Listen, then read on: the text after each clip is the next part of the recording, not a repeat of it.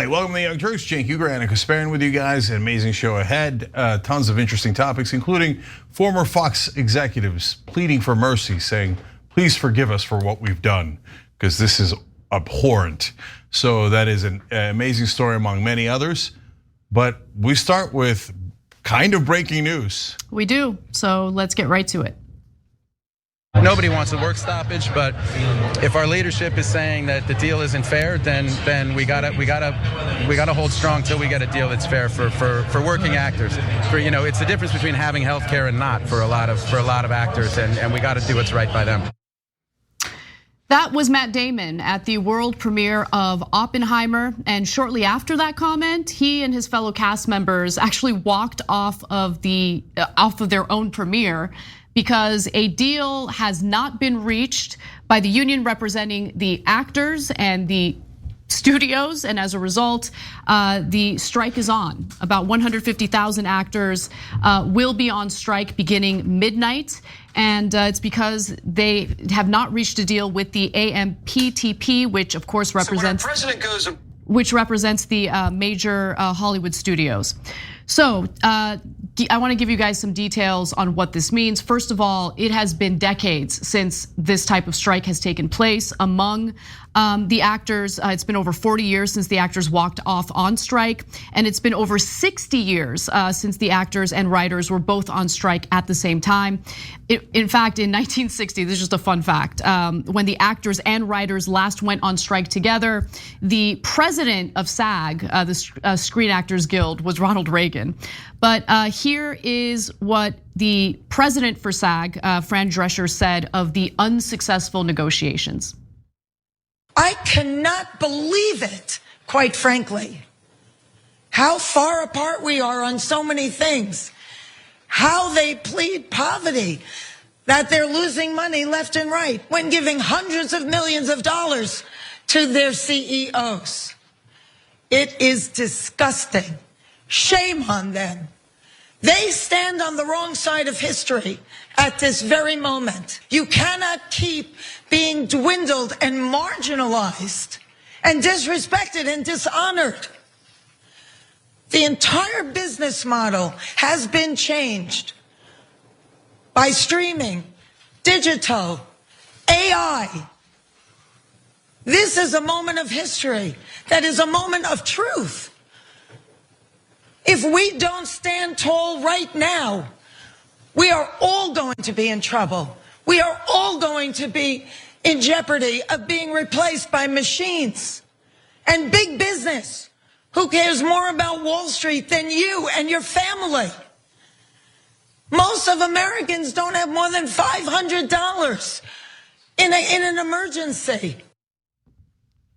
And those are some powerful statements. In fact, the entire press conference is up online, and I highly recommend you all watch it because you'll notice a lot of similarities between the workers who have complained in other contexts before and what the representatives over at the Screen Actors Guild are saying about the precarious nature of acting these days and what the job has kind of turned into, how much the job has changed with streaming and with AI, and how, during these contract negotiations, what really stood out to her was how they want to just keep going along as if things haven't changed. They want to negotiate the same way. They want to pretend as if the industry hasn't changed. And that obviously puts the workers, the actors in this case, at a significant disadvantage. So the two sticking points, and we've talked about this before, include wages and also, ensuring that there are safeguards in place to protect jobs as the AI technology continues to advance and continues to kind of infiltrate this industry. Now, the exact details of the negotiations and why they broke down are not fully known yet. Meanwhile, the studios insist that they have offered their best provisions given the state of their finances. I'll give you the details on what they claim and show you some of the pay for top executives in just a moment. But before I do, Cenk, I wanted to open it up to you. Yeah, so a couple of small points first. Fran Drescher was criticized for being too soft before in these negotiations, so she kind of had to give a fiery speech, and she did. and she gave a good fiery speech. So I think that probably shores up her standing a little bit with her own members. That's good, smart thinking and optics and marketing. Let's keep it real, but that stuff is important because to some degree they're trying to win over public opinion, which then leads to the Oppenheimer walkout, which was kind of brilliant. Absolutely. Yeah, they moved up the premiere by an hour to make sure that the stars could walk the red carpet. But then they waited for the stars to walk out and then declared the strike because the stars wanted to walk out during the movie and not be there for afterwards when they normally would have been to answer questions in that context, right? And what did that do? It created everyone talking about the Oppenheimer walkout, which is good, smart thinking when you're trying to win over public opinion. Oh, Robert Downey Jr., oh my God, all these famous people, I know those guys. Oh, what are they complaining about? Oh, we showed you the clip from Matt Damon. Turns out not everyone is rich and famous like Matt Damon and Robert Downey Jr. Turns out a lot of them just need healthcare because they're working actors and it's really, really hard. Right. That's how you do it. There is a way to win on these things. Remember, look, the Screen Actors Guild represents more than 150,000 actors. And I think this is a common misconception all across the country. When you hear actor, you think of people like Matt Damon. You think of people who are big names in the industry. But the vast majority of actors and actresses actually happen to be people who work in the restaurant industry just to make ends meet and hope for gigs that they audition for. And they love the craft, but they're not super wealthy off of the acting they do. There are very few actors who actually make it big time and rake in tens of millions of dollars. Now, with that said, I do want to get to the reaction from the studios. So AMPTP said the studios offered the union the highest percentage increase in guild minimums in 35 years and substantial increases in pension and healthcare contribution caps, among other proposals. Now, that's pretty vague and we don't know the specifics, but here's something that really did stand out to me. And it was something that a friend of mine had kind of warned me about prior to this being confirmed, but now it seems to be confirmed. The way they want to use AI in the industry. So let's go to this tweet. The studio's AI proposal to SAG-AFTRA included scanning a background actor's likeness for 1 day's worth of pay and then using their likeness forever in any form without any pay or consent.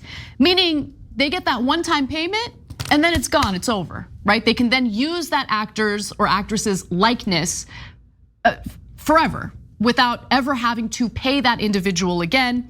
And let's also go to how some of the other executives have responded to this. So the Disney CEO, Bob Iger, gave a pretty harsh critique of SAG and the WGA today on CNBC specifically. Iger said, the labor situation is very disturbing to me.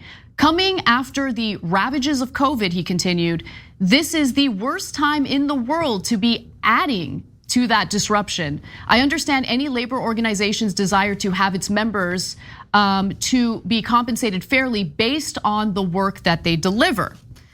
Okay, and then CNBC's David Faber said the conclusion to be drawn from Iger's comments was that the guilds are not being very realistic. Iger responded, no, they're not. And maybe we should consider Bob Iger's salary a little unrealistic, given the complaints that we're hearing from the Guild right now. Iger collected $65 million from Disney in 2018 alone, which is 1,424 times the company's median employee salary.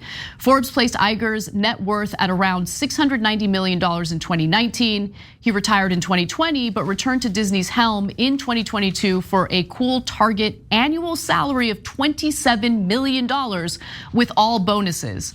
On Wednesday, he signed a contract extension that grants him $4 million more in possible bonuses, bringing the annual target to $31 million. So look, I give you that information because it shows you the disconnect and the incredible wealth that blinds him to the reality that the vast majority of actors here are facing, especially with the advancement of AI technology.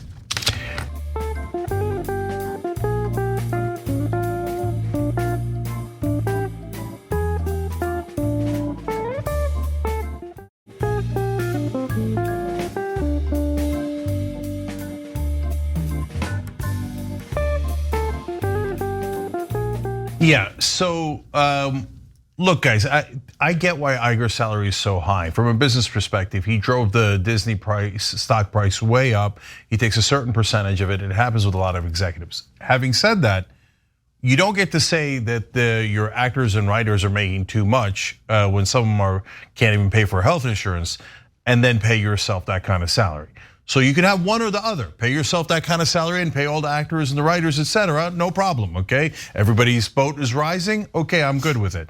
But you can't say I don't have money and then you paid yourself all that money. Look, let's put up the last 5 years' salaries for the different executives, and these numbers are eye-popping. They're out of control.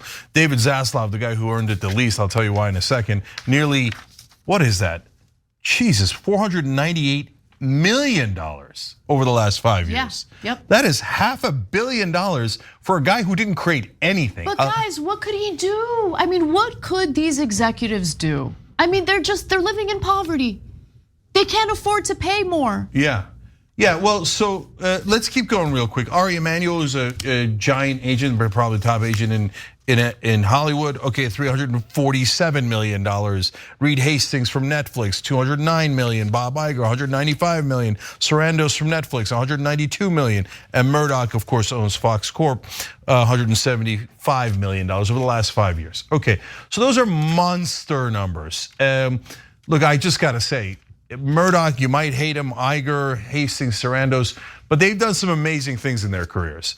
Zaslav's just like a rando middle manager who wound up having good political skills inside a company and getting to the top. He barely created anything at all.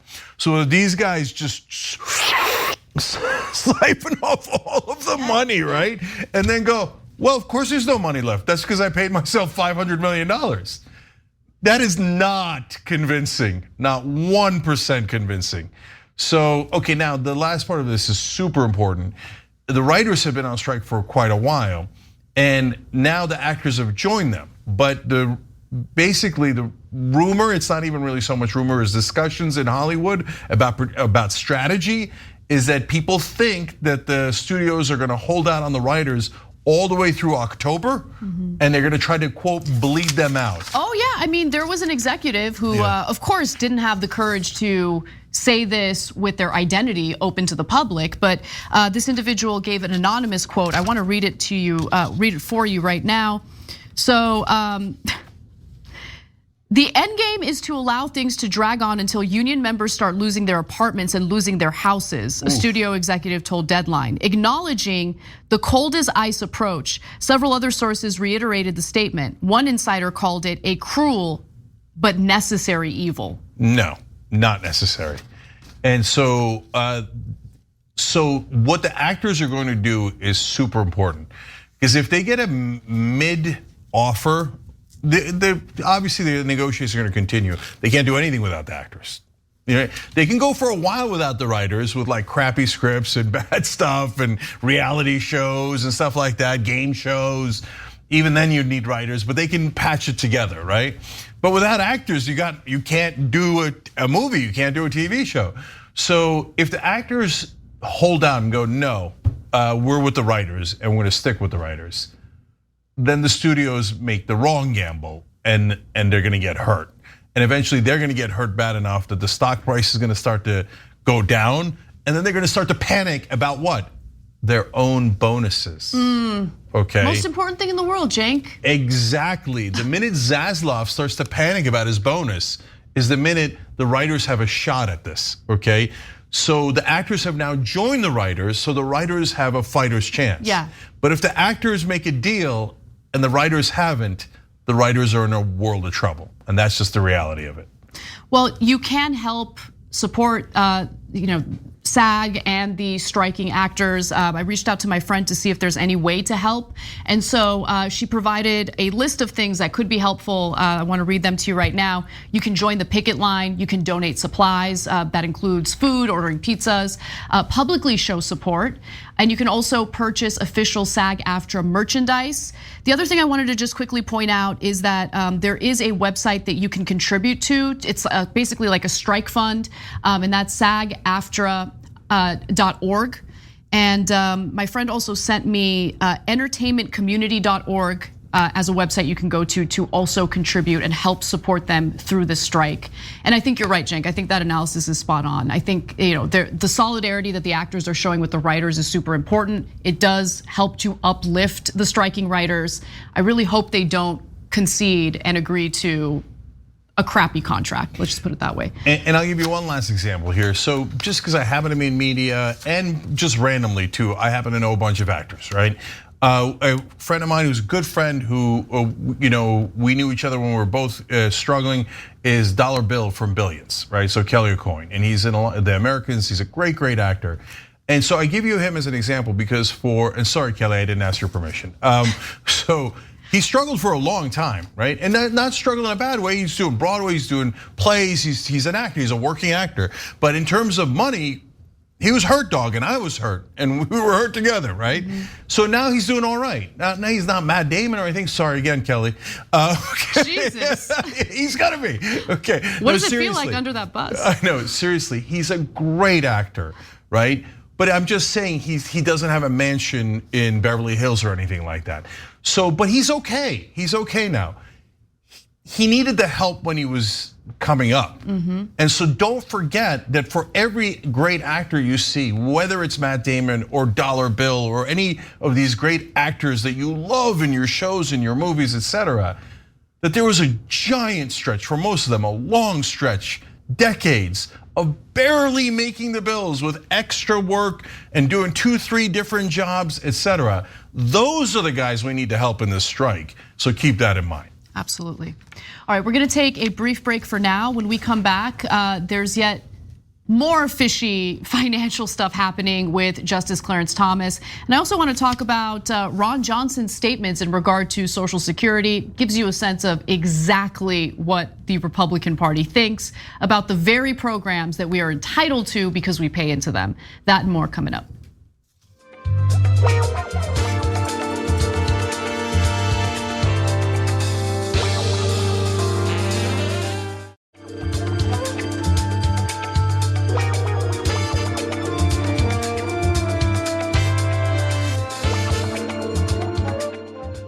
All right, back on TYT, Cenk and Anna with you guys, and also Denise White. Denise, thank you for joining. We appreciate it. She hit the join button below the video, tyt.com/join for everybody. All right, Casper. Well, we unfortunately have to talk about Republican Ron Johnson, so let's get to it. Again, on the lower end of the income scale, you're getting a lot more than what you paid in. If you're in the high income, you're not getting what you paid in. And wasn't that sort of the deal? This was not a general welfare system. This wasn't. This was really designed, we're gonna make you save for your retirement and then you're gonna get back what you paid in. During a hearing on Social Security yesterday, Republican Senator Ron Johnson asserted that the program, which serves as an economic lifeline for literally tens of millions of Americans, unfairly takes from the rich to support lower income retirees. Now, during the Protecting Social Security for All hearing, not only did Johnson essentially insinuate that his own constituents are dumb for not understanding Social Security, he seemed to attack the program overall. And I want to show you what he had to say in this next clip. When I talk to Wisconsinites, they just have a basic misperception about Social Security. I mean, I think this was originally sold as, okay, we are going to, as a nanny state, we're going to make sure that you're going to have money for retirement. So we're going to extract wages from, or taxes from your wages, and we're going to set up an account for you so that we're going to save it for you for your retirement because we don't trust you to save for yourself. So most people think, well, that's my money. And in fact, a part of it is. But as Senator Grassley was talking about, if you're in the low income group, you're getting a lot more in return than you ever invested in. Senator Johnson, I would love nothing more than for you to just get out of the halls of Congress and, for God's sake, please go do a national tour touting how much Republicans want to decimate Social Security. Want to know why? Why don't we go to his state of Wisconsin and see how ordinary Americans, not tremendously wealthy Americans like Senator Johnson, how they feel about Social Security. 84% of Wisconsin voters 50 and older say they would be more likely to vote for a candidate for Senate who will protect Social Security from cuts. So look, this argument that he's making is meant to essentially set the tone for cutting Social Security, for potentially privatizing Social Security, maybe even increasing the retirement age before an individual can collect Social Security. These are the various ways in which the Republican Party has fought historically and continues to fight today to essentially dismantle a program that is incredibly popular and again serves as a lifeline for tens of millions of Americans as we speak. So do you remember that moment when Joe Biden said they were going to cut Social Security and Medicare, or the Republicans were planning to do that, and the Republicans booed? They're like, boo, no way, that's not true. Well, you just saw it. Ron Johnson said that's exactly what we should do. He's like, oh, yeah, there's a misconception about how Social Security is good. It's not. It's a nanny state program, and they take money from your check, and then instead of giving it to me and my donors, they give it back to you with even more money on top. Wait, what? Yeah, thank you for admitting it. So now he says, oh, the poor, the rich are so poor, they give so much more than everyone else, do they? Let's look at graphic 3. Graphic 3 shows you the percentage of your income that people put into Social Security. So the bottom 20%, they put in a little bit less, 8.4% than the average. The middle class pays up to 10.4%. They pay the biggest chunk, right? By the time you get to the richest 1%, they're paying about 3.1%. A much, much smaller percentage of their income than the poorest 20%. And let's explain why. I mean, we've explained this on the show before, but it's really important for people to know, right? For wealthy people, they don't pay Social Security taxes on the entirety of their income. There is a cap. So let's say we're talking about someone who makes a giant salary, right? After you earn a certain amount of money each year, the federal government stops taxing you for Social Security. The vast majority of Americans never hit that cap, never surpass that cap.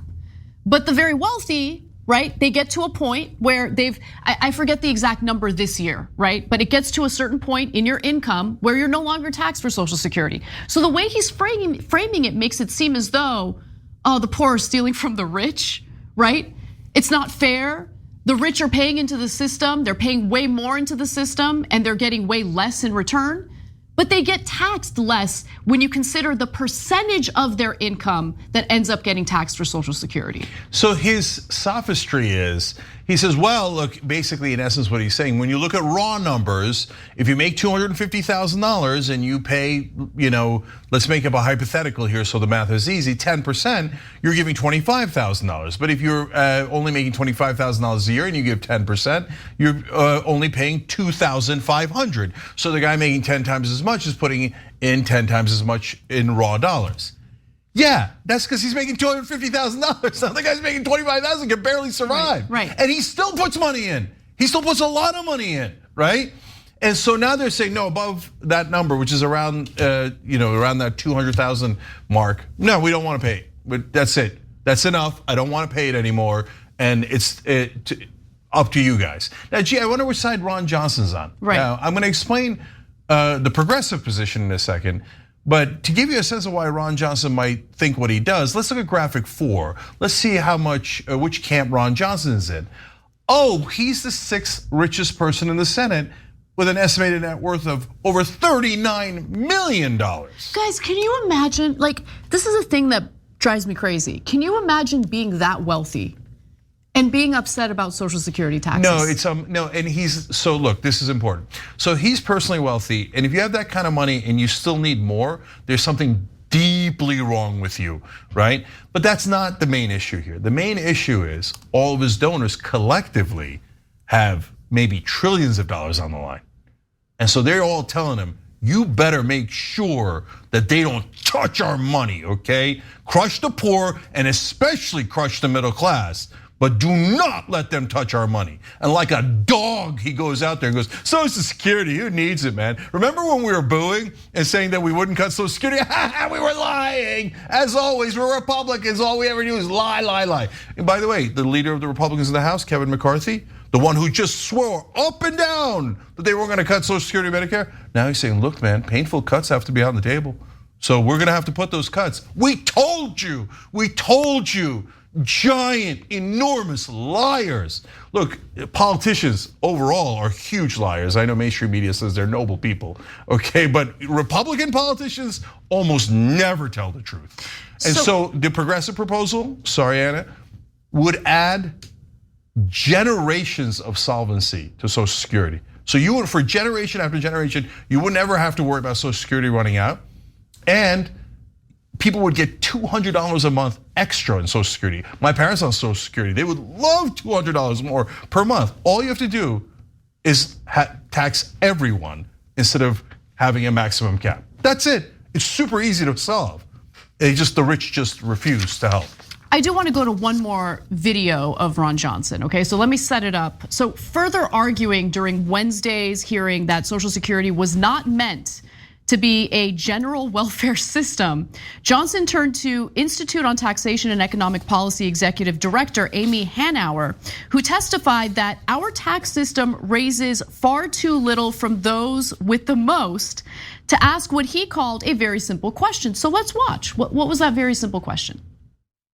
Out of $1 of income that any American makes, how much should be the maximum amount the government takes out in total? What is the total maximum tax rate on $1 of income? I think we should think about the kind of country we want to have and then have. I just want a percent. I mean, you've already thought about that. How much should we ought to take out of $1 of income? You know, we had 400 billionaires who paid less than 8% tax rate, so more than that. The top 1% pays 40% of all income taxes, okay? I don't know at what point in time is a fair share. It is telling that I can never get a progressive witness to tell me what the maximum percentage is they want to tax $1 of income. Senator, and you're not willing to do it. Senator, when we consider all taxes, the top 1% pays about 24% of taxes. And they make 22% of income. That's pretty fair. 22% of income. It strikes They're still me paying a that they higher can do level of tax than they get in the income. So we can argue with that, but again, I'm just asking. In a society where the wealthiest are getting more and more of our income, they can afford to chip in more to maintain the systems that enable them to build that wealth in the first place. And that's what the Republican Party wants to avoid having to be honest about. It's the percentage of income that the wealthiest among us end up paying toward taxes. And when you consider that those earning far less are contributing a much larger percentage of their income to taxes, how can you not get like when you look at the anger in the country, can you not understand where it's stemming from? Right? The system is unstable, right? Or what the system is producing right now, the failures of Congress, the unmitigated greed that you witness, not just among corporate executives, but among members of Congress who themselves are incredibly wealthy. That leads to an unstable society. Okay, the inequality that we're experiencing right now when it comes to both income and wealth is leading to the anger, it's leading to the division, and Ron Johnson wants more of it. He wants to decimate one of the most popular social programs in American history. It's just amazing to me how like they look at the inequality and they're like, we want more. We want more. Yeah, and they say it brazenly. So look, last thing is that a Democratic senator made the point I was gonna make, which is pretty rare. So way to fight back, Sheldon Whitehouse, Democratic senator from Rhode Island. I told you sometimes he's actually quite a brilliant guy and doesn't make some good points. So that little magic trick that Ron Johnson did, I mean, why don't you tell me how much we should tax a dollar? Tell me a random dollar how much we should tax it.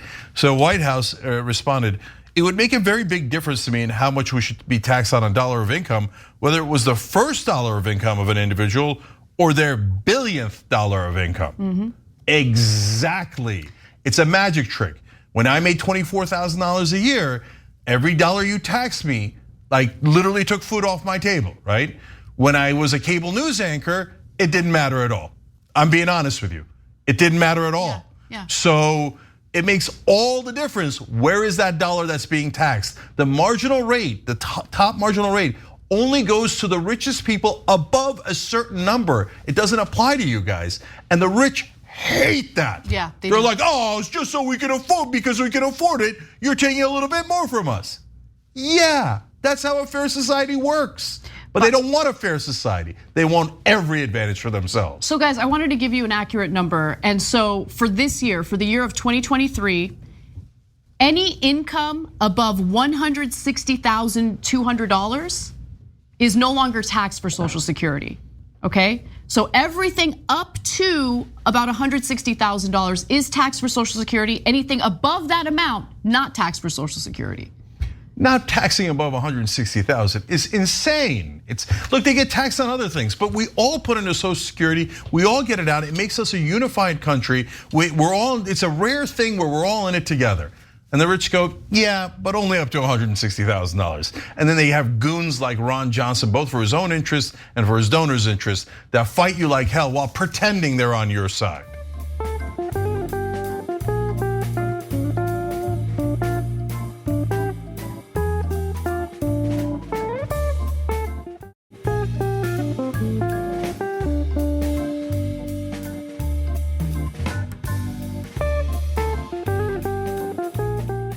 All right, we've got an update on the ongoing issues with Clarence Thomas and money kind of being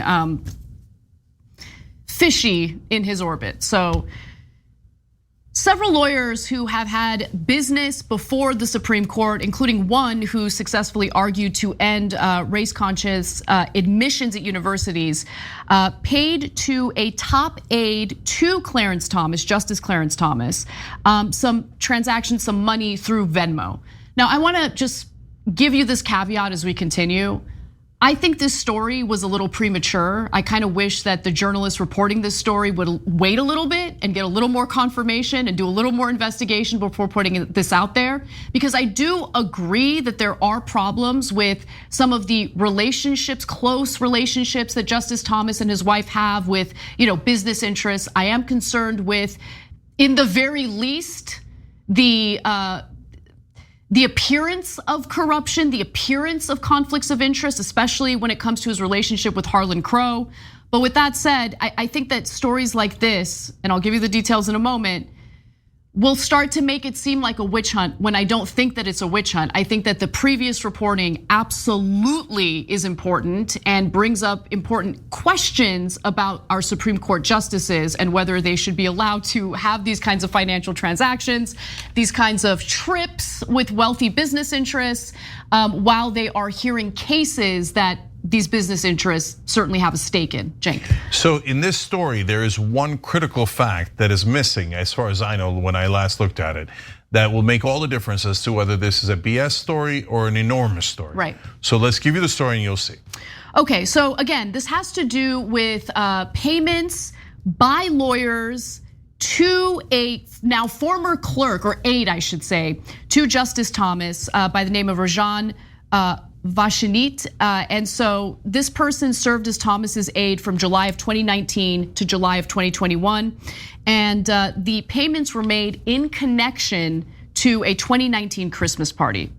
So the aide's Venmo account, which was public prior to requesting comment for the article and is no longer, showed that he received 7 payments in November and December 2019 from lawyers who previously served as Thomas legal clerks, okay? The amount of the payments is not disclosed, but the purpose of each payment is listed as either Christmas party, Thomas Christmas party, CT Christmas party, or CT Xmas party, in an apparent reference to the justice's initials. Now, despite the description of the payments, it is unclear, it has not been confirmed what the Venmo payments are specifically for, but since every single one of them mentioned Christmas party and they were sent in November and December, I would venture to say they literally have to do with the Christmas party. I don't know if there was a cover charge, that would be strange.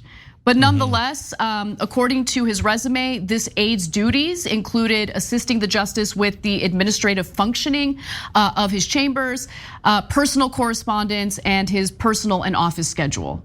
So I'll give you a few more details about this. Who were the lawyers who were sending these payments via Venmo? You had a gentleman by the name of Patrick Sawbridge, a partner at Consovoy McCarthy, who recently successfully argued that affirmative action violated the United States Constitution. Also, you have Kate Todd, served as White House Deputy Counsel under Donald Trump at the time of the payment and is now a managing party at Ellis George Cipolloni's law office. And you also had Elbert Lynn, former Solicitor General of West Virginia, who played a key role in a Supreme Court case that limited the Environmental Protection Agency's ability to regulate greenhouse gas emissions. There were others as well, but those three really stood out. Okay, so as I was reading this story, I went through a couple of waves. So first off, they said Christmas party, former clerks, and I was like, they used to work there, they went back for a Christmas party. I'm not sure that's a big deal. Okay, but then I saw they had cases in front of the Supreme Court. Almost like at least 4 of them did, I believe.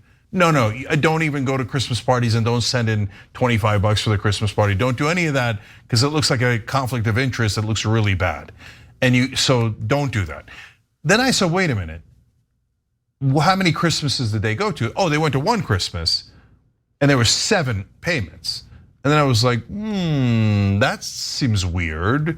Then I got to the critical fact that's missing, which is how much?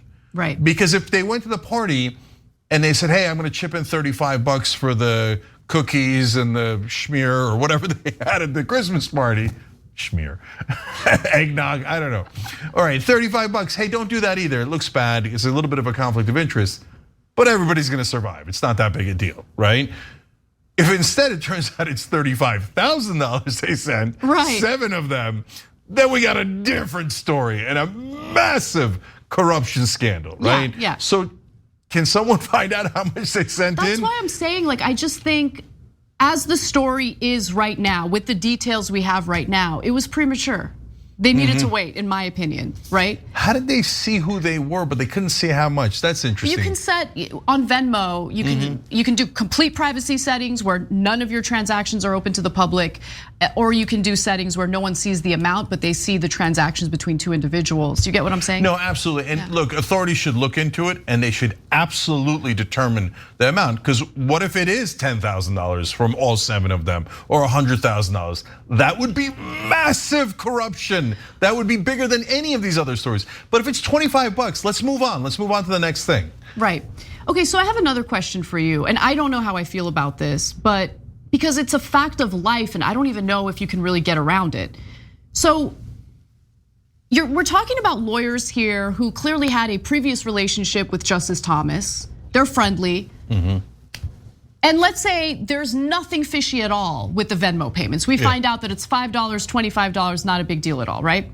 But aside from the financial stuff, the close relationship with lawyers who are going to have, they're gonna argue cases before the Supreme Court, right? Them having that close, cozy relationship, partying during the holidays and stuff. Party. That's how I party. I don't know about you guys. Yeah. Okay. Oh yeah, with the schmears. But partying with the schmears. Okay, no, but seriously. I mean, that has an influence, right? So like when you talk about a workplace dynamic and like, when the guys, they're hanging out on the weekends, knocking back a few drinks. Like the argument is that might put the female employees in the company at a disadvantage, right? I've heard those arguments before. But I think the stakes are much higher when it comes to the Supreme Court. The stakes are much higher when it comes to the cases the Supreme Court hears. Is there any concern about that cozy relationship, friendly relationship? Definitely. Yeah. So look, there should be reasonable rules. That doesn't mean, hey, somebody clerked for you and they've got cases in front of the federal judiciary at large, you could never see them again. I don't know about that, right? But if they've got cases in front of you, I don't care how close you were. No, of course you can't hang out with them and be like, oh, what do you think how do you think I should rule in your case? Knock down another Bud Light. No, Bud Light. Set it up and shoot it, right? So like, no, you can't do that if they've got cases in front of you. And these guys definitely had cases in front of Clarence Thomas, so they shouldn't even been at the Christmas party, to be honest. Yeah. And look, and by the way, that's easy. That's an easy conflict of interest case. You should not do it. The reason we're saying if it's $25, let it go, is not because it isn't wrong. It's just that it's wrong, but minor compared to all the other things that the Supreme Court justices are doing, where they're raking in tons of money. Okay, final question. I can't help myself. And I know that it's definitely an Armenian cultural thing, because like if I was hosting a holiday party and I like asked, or even if I didn't ask, but I took $25 from people who wanted to pitch in, I know exactly what my parents would say. They'd be like, "Anamot, like what are you doing? Don't do that, right?" Like don't accept other people's payment, right? Yeah, you're hosting a party, like don't do that. But I know that's a cultural thing to some extent. No, I don't think so. No? I think like we have Christmas parties here. As people are walking in, give me money. Hey, There's okay, a cover Edwin, charge, $25. Okay, 25, Bart, I need 30 from you. Okay. No, but so Justice Thomas, what are you doing? What are you anamot? Okay. Anamot. All right. Anyway, all right. With that said, why don't we take a quick break? We've got more for you when we come back, including big tech getting big mad at the Federal Trade Commission. They're going after Lina Khan hardcore, and we'll tell you how and why.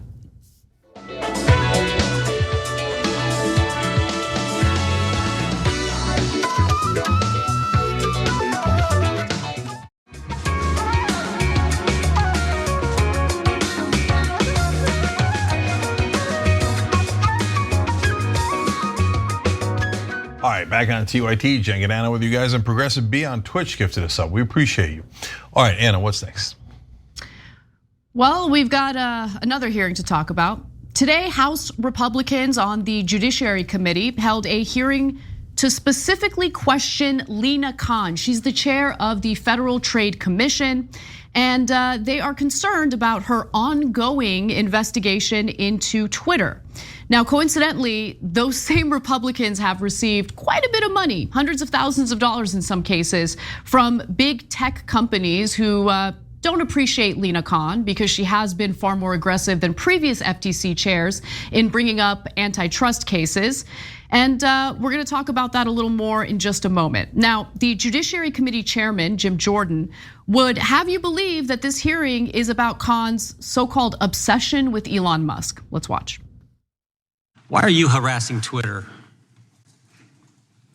Congressman, thanks for the question. As you might know, the FTC's work on Twitter goes back a decade. Back in 2000, I'm not talking about a decade, I'm talking about now. Back 12 demand letters in 10 weeks, over 350 separate requests you've demanded of Twitter. Why are you harassing them? Twitter has a history of lax security and privacy policies. You've asked for every single communication relating to Elon Musk, not communications that he just sent to someone or some communications he received, but anytime he's mentioned, that actually seems more than harassment. That seems like almost an obsession. Why such an intense focus? I mean, she was answering your question, and I was actually interested to hear what she had to say, especially when it comes to privacy, security, matters that impact every single user on the platform. But as we know, this is more about theater rather than doing the right thing and allowing for the individual who's sitting there and testifying to answer the goddamn question you're asking her. But anyway, go ahead. So my favorite part of this story, the best part by far is, all those Republican politicians are like, oh, big tech, man. They're shadow banning conservatives. We got big problems with them, man. Big problems with big tech. Turns out they're all getting bribed by big tech. So what do they do now? They turn around and help them. Oh, you frauds. Let's give you details. All right, so Sludge wrote about this in detail, and they do a good job specifically focusing on the corruption angle and all of that. We examined the campaign contributions from big tech companies and found that Republicans on the panel have received at least $400,000 from the PACs and employees of Alphabet, Amazon, Apple, Meta, and Microsoft, and that at least 11 of them have received donations directly from the company's lobbyists or executives. Jim Jordan, who repeatedly attacked Lina Khan in recent months, is certainly a recipient of this kind of money. Over the course of his career, Jordan has received at least $76,000 from employees and PACs of the 5 big tech companies, including $38,000 that came from the PAC of Google. Now, in 2018, a man by the name of Adam Kovacev. Do you know how to say this guy's name? Kovacevic? No, I do not. Okay, Never mind. So a guy by the name of Adam Kovacevic Kovacevic, there we Nice. go, donated to Jordan. At the time, he was the senior director of Alphabet's lobbying team, okay? So according to the report from Mother Jones, Kovacevic spearheaded efforts at Google to bolster the company's relationships with members of the GOP, including by getting the company to sponsor a reception at the Conservative Political Action Conference in order to court the people who influence conservative lawmakers. Kovacevic has since founded a big tech lobbying group called Chamber of Progress that is funded by Google, Uber, Meta, Apple, and other companies, and that has been lobbying Congress against legislation that would limit the ways big tech companies could use their market power to gain advantages against competitors and consumers. And again, I really want to reiterate, because this is important.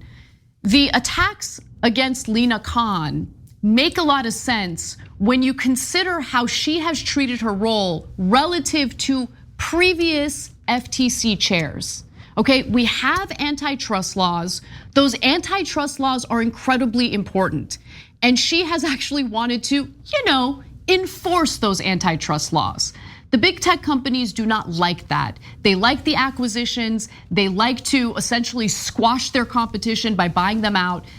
She gets involved and she tries to challenge those acquisitions. I would actually like her to go further. I think that's the right thing to do. In fact, I covered a story just yesterday where I would like to see, the ability for the FTC to halt some of the acquisitions that these private equity firms are making in the healthcare industry. But that's beside the point. It's just a good explanation for why she's been targeted by tech companies and the politicians who are funded by the tech companies. So listen, I don't necessarily agree with the Democrats on this one, or maybe even Anna in this case. But I should tell you my enormous bias, right? So both Meta and Alphabet are big partners of ours, and so I don't know what would happen if they were broken up. I could name you a couple of dozen industries easily that have a much bigger monopoly than Facebook, Google, etc. I'm just being honest with you with my bias. I don't know if it's my bias or my actual opinion. It's hard for me to even tell, right? But having said that, like if you said to me now, would you break those companies up? I would not, okay? But that, to me, that's not the point here. The point here is the hypocrisy. So all those Republicans who said, big tech is terrible, and they got all of their followers to believe them. I mean, I saw those segments on Fox News. Big tech, it's crushing conservatives. And remember how they were saying they're suppressing diamond and silk, right? And they had all of these different conspiracy theories about how awful the big tech was. Now they've all turned around. Now they're not saying they turned around. They're still pretending to be tough on big tech. But meanwhile, they've been bribed. So when a push comes to shove and they're in the hearings, they're like, no, do not touch those big tech companies. Those guys, oh my God, they should get everything they want. Interesting that your reaction to that seems a little different after you took the bribes. Oops, I mean campaign contributions. Why are you so mean to Elon Musk? Why are you asking him questions? We don't like that. Yeah, and then let alone the Elon Musk standing over there, right? He's like, now Elon, look at me, I'm doing it in public, Elon. I'm defending you. Money, send me money. And Google and Meta, some money. Yeah. Okay, now one guy that I have to point out their hypocrisy even more, and I'm genuinely curious what he's gonna say about this. You remember Matt Gaetz came on our show? I know, there's a little bit, okay, go ahead. All right, let me set it up and then you tell me what happened, okay? So Gaetz and us, we fought like crazy. But there's one part that I agree with him on, and I've given him credit a couple of times on the show. He says he does not take corporate PAC money. He's a very, very, very rare Republican who doesn't take corporate PAC money. And I said, look, you could be crazy, but at least you're honest crazy. I could live with it. No one's paying you to be crazy. Yeah, exactly, right? Well, I'll read you this portion of the story and then Anna, you give us the color on it. Right. Committee member Representative Matt Gaetz has been a partner to congressional Democrats on legislation designed to rein in anti-competitive behaviors of the tech giants. So that's good. He's at least not being that's an interesting stance for him to take, right? But he's still taking money from the industry PACs and lobbyists. Amazon, Alphabet, and Microsoft PACs have each made donations to Gaetz campaigns. So what happened to not taking corporate PAC money? Okay, so as much as I would love to have an aha moment and say, we caught you, we didn't really catch him here. Okay, so Our wonderful producer Taylor double-checked this, and while the reporting here is true, there's important context for you to know about. So those companies donated to Matt Gaetz during his initial run for Congress back in 2018. He swore off money from PACs in 2020. So you know what, can I tell you something? Yeah. I'm super glad that I didn't know that as we were doing this story, because that part of the production came in later. The reason is, look at that. Now my thesis is, and that's why I set this rule when we founded Just Democrats, that you cannot take corporate PAC money. If you do, it's gonna bias you. Matt Gaetz now no longer takes PAC money, so apparently he is consistent on this. And look at us, we care about facts, and we're fair, interesting. Anyway, after he stops taking corporate PAC money, all of a sudden he joins the Democrats and says, yeah, this is anti-competitive. We should rein in big tech, just like I've been saying. So I disagree with Matt Gaetz and the Democrats on that, but at least Matt Gaetz is being consistent then. And why is he being consistent? Because he's not being bribed anymore. Yeah, also, even though Matt Gaetz supported regulatory measures against big tech, he did co-sign a letter along with 10 other House Republicans that criticized Khan for going against too many corporate mergers. But look, I mean, the point still stands. If you're signing on to things, or if you're pushing for policy out of principle, it's genuinely what you believe. I might disagree with you, but at least I know this is genuinely your perspective. This is what you're genuinely pushing for. When there are financial interests at play, business interests at play, and they're giving tens of thousands of dollars, through super PACs or whatever to your campaigns, then I question whether you actually believe what you're fighting for. Yes, yeah, exactly right. Look, the bribes always win at the end of the day, and you know that, and everyone in America knows that, except for mainstream media reporters who are like, what? Money in politics? I bet that doesn't affect Jim Jordan or any of these other politicians. If you say so, but no one believes you, and that's why you lost all credibility. All right, we got to take a break. When we come back for the second hour of the show, we're going to talk about former Fox execs who are now saying, we're so sorry. We're sorry for this. That and more coming up.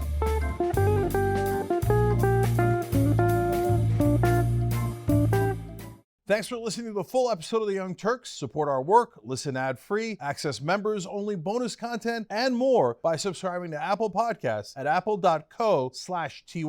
I'm your host, Cenk Uygur, and I'll see you soon.